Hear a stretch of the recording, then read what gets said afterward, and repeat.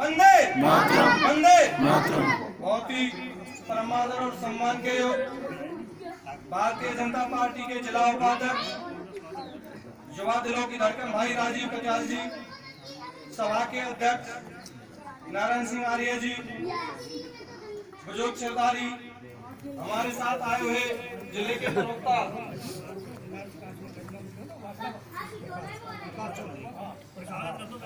प्रकाश जी आए हैं, प्रकाश चौधरी जी, उनका हार्दिक स्वागत है।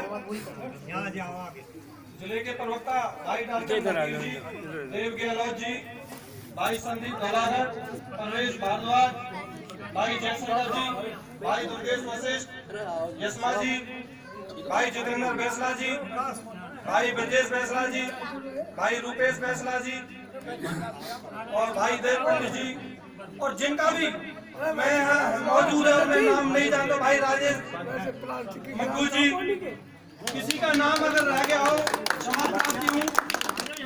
आप सभी का स्वागत है। साथियों, भाई देव ने और आदर्श कॉलोनी निवासियों ने हमारा जो स्वागत समारोह किया, जो हमें अपने दिल में सम्मान दिया, प्यार दिया, मैं दिल की गहराइयों से आपका आभार व्यक्त करता हूं और आभारी होने के साथ आपको भरोसा दिलाता हूं कि भविष्य में सिर्फ राजीव भाई ही नहीं, उनके साथ जुड़ा हर कार्यकर्ता, भारतीय जनता पार्टी का हर कार्यकर्ता 24 घंटे आपकी सेवा में तत्पर है। जब भी, जो भी, जैसी भी आपको जरूरत होगी, अपने सामर्थ्य अनुसार, सामर्थ्य से अलग भी, जहां भी हमें जाना पड़े, चाहे पलवल की राजनीति हो, केंद्र की हो या चंडीगढ़ हमें जाना पड़े, हम आपकी हर समस्या का समाधान करके लाएंगे, हमारा वादा है आपसे। साथियों, ऐसा आप समझ सकते हो, पिछले 6 साल से विपक्ष वेंटिलेटर पर था। अभी नजदीक में कृषि कानून आए, इनको एक गलत धारणा हो गई कि ये किसानों को भ्रमित करेंगे तो ये कामयाब हो जाएंगे। यहाँ पे मौजूद जितने बुजुर्ग बैठे हैं, इनमें से किसान भी है। मैं आप सबसे पूछना चाहता हूँ, आपने अपने पूरे जीवन में देखा होगा कि एक ये गुलदस्ता आपके बीच में रखे, गुलदस्ता बनाने वाला आदमी किसान के खेत से उपजा हुआ फूल लेकिन अपने गुलदस्ते की कीमत खुद तय कर सकता है, तो एक किसान अपने फसल की कीमत क्यों नहीं तय कर सकता?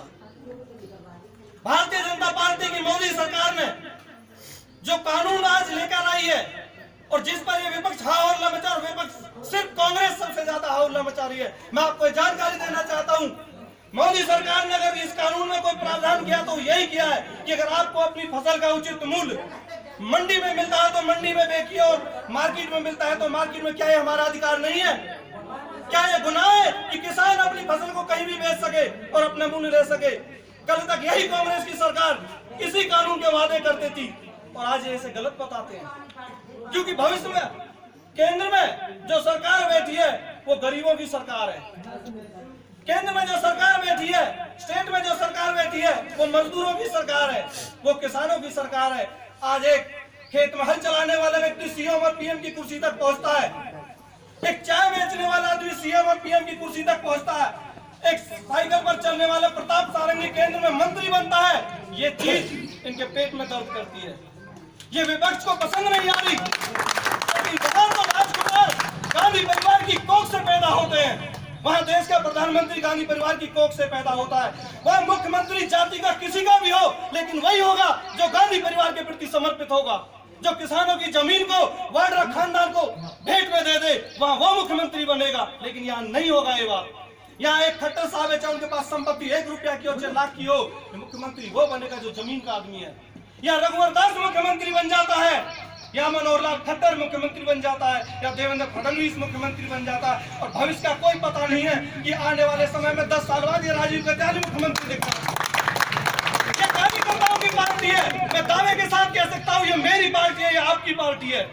वो पार्टी गांधी परिवार की पार्टी है, उसके चाटुकारों की पार्टी है। वो ना हमारी है, ना हरियाणा की है, ना हिंदुस्तान की पार्टी है। वो उनको दर्द होता है, आज सेना के लिए कोई काम हो जाए उनके पेट में दर्द हो जाता है।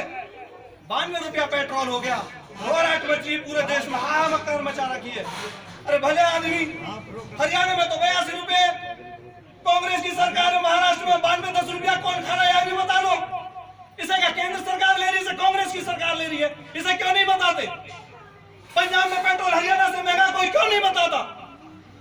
दिल्ली में सस्ता उसको कोई क्यों नहीं बताता? दुनिया में वैक्सीन 2500 की मिलती है अपने नागरिकों को सुरक्षित करने के लिए, लेकिन हिंदुस्तान में वही वैक्सीन 250 रुपए में और जनता को, गरीबों को फ्री में रखती है। ये कभी ना कभी नहीं बताते।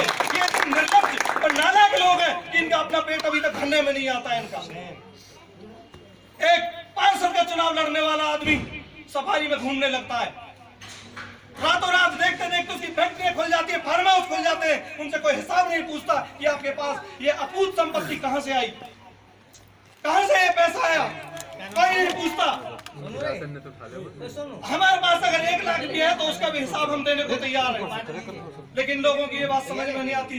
इसलिए नौजवान साथियों, देश का भविष्य आपके कंधों पर है, बुजुर्ग भी बैठे हैं, मातृशक्ति भी बैठी है। मैं आपको बताता हूँ, ये वही कांग्रेस की सरकार थी जो आज केएमपी हाईवे पे बैठे कांग्रेसी एमएलए बैठे ना, पुराने सारे वही लोग कर रहे हैं ना। ये वही सरकारी लोग थे जो ये कहते थे कि देश के संसाधनों पर पहला हक मुसलमानों का है।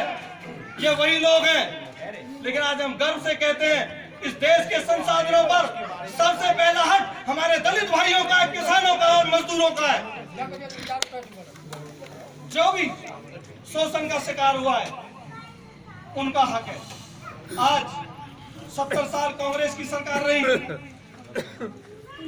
70 साल और भी विपक्ष की जो सरकारें थी उनके सहयोगी भी रही, लेकिन क्या ये फ्लाईओवर अब तक रुकने चाहिए थे? जो आज फ्लाईओवर बन रहे, आज दिल्ली से मथुरा तक जाम फ्री रोड बन रहा है, ये भारतीय जनता पार्टी की सरकार में मुमकिन हुआ है। और बुजुर्ग बैठे, मैं उनको जानकारी देना चाहता हूँ, 1 साल की ओम प्रकाश चौटाला की सरकार बची थी, केंद्र में कांग्रेस की सरकार थी, इसी केएमपी हाईवे का उद्घाटन हुआ था और ये पूरे 10 साल निकल गए थे, सरकार ये बन नहीं पाए थे ये पूरे।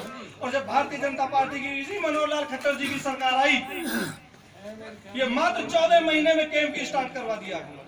ये विकास की सरकार है, लेकिन गरीबों का उत्थान, मजदूरों का उत्थान इन लोगों को पचेगा नहीं। मोदी जी ने एक बात कही थी कि जब ये किसान आंदोलन शुरू हुआ था, ये पूर्णतः, और मैं भी एक्सेप्ट करता हूं क्योंकि मैं भी किसान का बेटा हूं, चाहे मेरे पास 2 एकड़ जमीन हो, 3 एकड़ हो, 1 एकड़ हो, लेकिन मैं भी खेती किसानी करने वाला हूं। यह आंदोलन पूर्णतः किसान आंदोलन था, लेकिन जैसे जैसे समय बीतता गया कांग्रेस और विपक्ष इसको हाईजैक करता गया। शुरुआत में ये लोग नहीं दिखे और ये बैक से सपोर्ट करने लगे, अपने वॉलंटियर्स भेजने गए, धीरे धीरे वॉलंटियर्स भेजने लगे और आज ये लोग के सामने आ गए। इससे जनता देख सकती है कि क्या चल रहा है। इसलिए साथियों, क्षेत्र के भले के लिए, अपने शहर के भले के लिए, अपने राज्य के भले के लिए और अपने देश के लिए भले के लिए अगर आप चाहते हैं कि कोई भी दुश्मन देश हमारे देश की तरफ नजर न उठा सके, हमारे देश में कोई महामारी ना हो, विकसित हो, तो भारतीय जनता पार्टी को मजबूत करें और उसके चुनाव पर कोई भी लड़ने वाला हो उन्हें मजबूत करें, उम्मीदवारों को।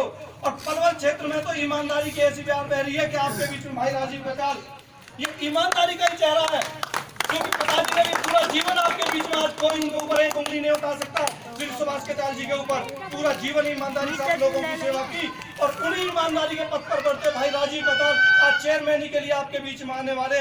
मैं भाई का स्वागत भी करूंगा और आपसे आह्वान करूंगा कि चूल्हा चाकी बाद में जब भाई वोटिंग के दिन जब भाई चुनाव लड़े तो एक एक वोट पहले भाई के नाम पर ट्रांसफर हो, उसके बाद ही चूल्हा चाकी चले। मेरा आप सभी से यही अनुरोध है, आपने मुझे समय दिया, मेरी बात ध्यान से सुनी और फिर भी अगर बीच में मेरे से कोई गलती हुई हो तो सबसे क्षमा प्रार्थी हूँ। आप सभी का बहुत बहुत धन्यवाद। जय हिंद, जय भारत, जय भारत।